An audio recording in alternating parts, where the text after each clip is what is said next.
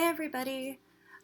Today we're going to try something entirely new. I am going to be reading off of a transcript, so if my eyes are doing the thing, it's because I'm reading. And today we're going to be talking about a horror film on Netflix that came out in 2019 called The Girl on the Third Floor. And, uh, yeah, so normally I'm able to edit my videos, like add music, have titles, have screenshots. Right now my computers are being ridiculous. Long story short, I'm running out of space and I haven't been able to afford a portable hard drive yet. So until that changes or I'm able to upload and offload more of the things from my computer, you're just going to have to bear with me. But hopefully we'll have a good time discussing this film anyway. So The Girl on the Third Floor's main characters are an ex-lawyer named Dawn Koch, who is actually CM Punk from WWE and UFC, and yes, I do watch WWE and sometimes UFC. I live in Vegas, okay? And his wife Liz, who has a baby on the way, and their dog Cooper. Good dog. But the moment I saw that dog, I was like, oh god, no. So without getting into any spoilers, the overall I guess plot you could say is they're moving into an old house that's across the street from a church, and he was able to get a really good dirt cheap, I can words, dirt cheap deal on it, and suspiciously, of course. So of course it's going to be haunted, and it's not just haunted; it's actually historically a whorehouse. Um, that's right, across the street from a church, a whorehouse, right? And so he's there to renovate it while his wife Liz is at their other place that they're renting, and she's pregnant and she's going to work, right? While he's there doing his work renovating this old decrepit place. It's actually not in too bad a shape. But anyway, at some point, the pastor from the church across the street actually comes, actually several different times during the film, to talk to Dawn. And Dawn is formerly a lawyer who got in some trouble, who also is apparently a former, I'm guessing, alcoholic, is what it suggests. And he's there trying to restart his life. And the pastor comes over to check on him, welcome to the neighborhood and stuff. And it just gets progressively more interesting with that character interaction from there. And at one point, Liz's friend, is it Milo or Milo, comes over and helps Dawn with the renovations. So there's also two ghosts. There's Sarah, who is a former sex worker, right? 'Cause she's dead, so former. Ooh. And poor thing. And then there's this other strange ghost, which is just mysteriously called the nymph, okay? It's listed as the nymph in the credits. I actually read, and this is probably, I don't know how reliable this is, but I read on refinery29.com that this script is actually inspired by a series of reported hauntings and was filmed in the location where they actually happened, supposedly. I have a link for that if anybody's interested in reading that article. Again, I don't know how reliable it is. So, I really enjoyed it. It had a few things in it where I thought they were unusual, and I actually wasn't able to predict what they were for. And I'm not going to say what they are because they had to do with the house structure itself. And I did enjoy the cinematography. I enjoyed the lack of music and the use of silence and the different camera angles, the lighting, everything. I thought the acting was really pretty good, especially for a horror film. And yeah, so I really enjoyed it. From this point forward, from now on, I'm going to be going into spoilers. So if you haven't seen The Girl on the Third Floor on Netflix, please go watch it now. You could always open a tab and then come back later if you want and review what I thought of it, and then you could share with me what you thought of it, because there are a lot of different ways that this film could be taken. So from now on, I'm going to be trying to read what I wrote here, because I'm not always super good at off-the-cuff things, which I've been doing on my whole YouTube channel this whole time, but this time I wanted to try it this style and see if it works. So bear with me. Once again, bear with me. Sorry, Las Vegas is like windstorm outside and my allergies are going crazy. So I'm going to talk about spoilers now. 3, 2, 1. Okay. I've read that people have noted the idea of toxic masculinity in this film, where, someone doesn't want help no matter what and who offers it. But I also took it from I saw an alcoholic lawyer, right, or former lawyer, who has a problem with saying no and a potential for pathological lying and domestic abuse, because I believe that domestic abuse is hinted at. And I like during the entire thing, because it was clear to me that Liz seemed a little like, I feel like that actress portrayed in her body language and some of her performance that there might have been prior scary things happening with Don when he used to drink, right? And so that there was just more than just him being a lawyer who made really crappy and illegal business decisions. I wouldn't go so far as to say Liz and Don were having a kid in order to save their marriage, but that is definitely a possibility. And that's a possibility the film leaves open, I feel like, to the viewer. It's a really, in my opinion, it's unfortunate if that's so, because it's a very selfish thing for adults to do when they can't make something like that work themselves. And I kind of see it as indicative of two damaged people, right, who are unsure of how to fix their problem and then don't want to admit that it's probably best to just leave each other, right? I mean, they don't have to 100% not ever see each other again. Depends on the people involved and their personalities and such. But I just always have felt like it's wrong when people chance the projection of their abusive relationship onto an innocent child. And I kind of felt like that's where Don and Liz were in their marriage when they're buying this old decrepit house. It's like, first of all, part of me is rooting for them because I'm like, cool, it's going to be a fresh start, even though this is a horror film and I know it's going to end absolutely horribly. But the other part of me thought about that as being a potential thing with their characters. I felt like the church across the street was really fascinating because I felt like this pastor that was speaking about these different things related to the house, that it wasn't backwards as far as the joke that she made where she's bringing stuff over to drink, right? And being like, we're not backwards. We have a female pastor. I'm the female pastor. And I felt like that was a jab at several denominational churches, several denominations in the church. And it's a debate that's still very much alive today. I was brought up in a church-going household, so that wasn't lost on me. And it also wasn't lost on me that the pastor is supposed to tend to a flock of people. And it's clear that neither spouse is from a church-going family, which doesn't mean that they're inherently bad people. And even the pastor kind of displays this, right?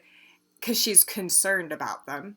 And genuinely, not like, oh, I need another tally mark on my ticket of good deeds to get into heaven kind of bull. I feel like that pastor, that character, is actually genuinely concerned about them. So she knows she can't show them what's wrong. So she waits for them to discover it for themselves and then determine, possibly of their own free will, I'm not going to get into that theological debate, to what they should do, right?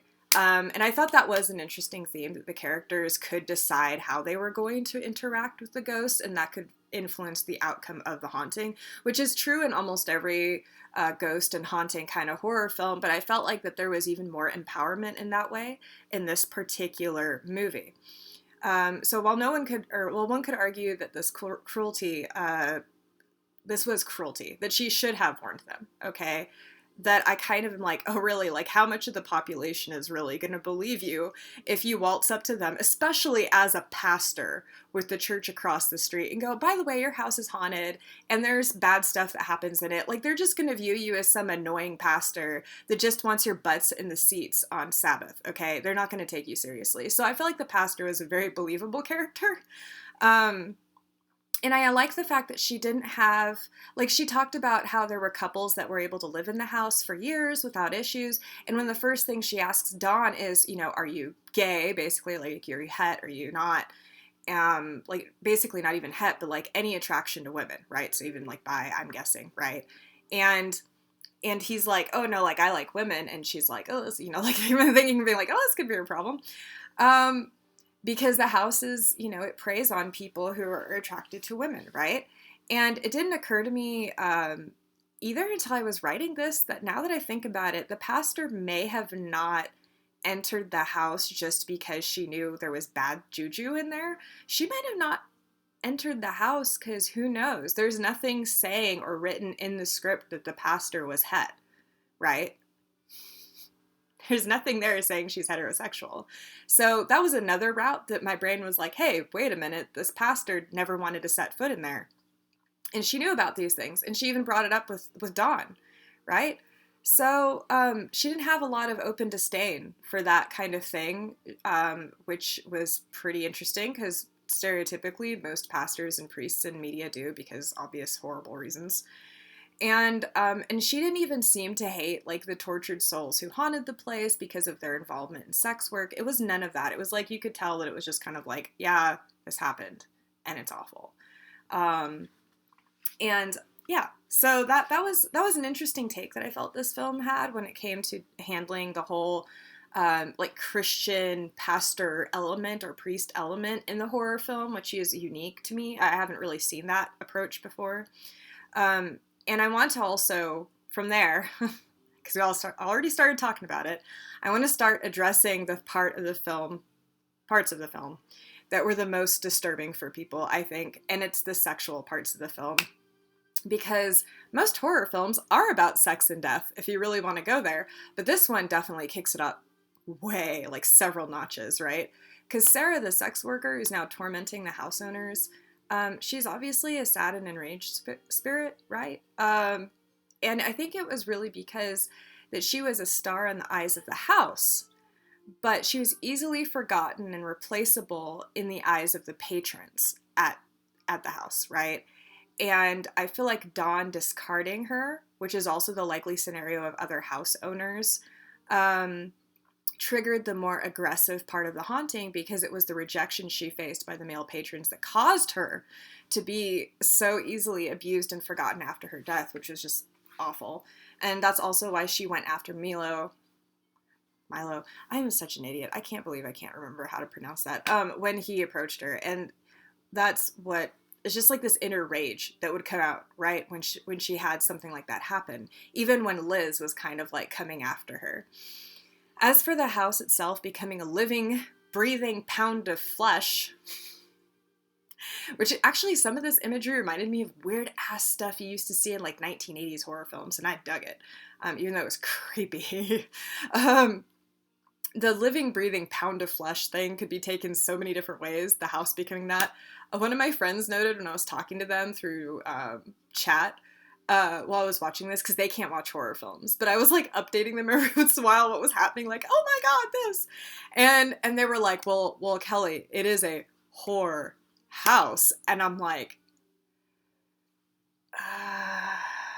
yeah. So with that pun being said, it is displayed here literally and figuratively when we're shown that the abuse Sarah went through was like at the kinkier hands of who I'm guessing was the dom. That pain gave her pleasure, right? And it doesn't surprise me that after her death, the house that she haunts embodies that whole link between pain, inflicting pain, right, and pleasure. So, yeah. So the house became excited when it was inflicting pain. I would also argue that maybe that's the spirit of the man who hurt her, but I'm not sure. Some of the visuals, I was like, no way. What am I watching right now? There's no way that is pouring out of electrical sockets. But then there's like that one awkward series of scenes where it's apparent the house really enjoyed something, and I was like, I don't know what I'm looking at anymore. I don't know if I want to, right? I mean, like, I'm no prude, but I'm also just kind of like, what? They went there? Yes, they went there. I actually had to pause the film after that one series of scenes because I was so shocked and mortified and I was laughing so hard that I ended up crying from it. I was just like, what?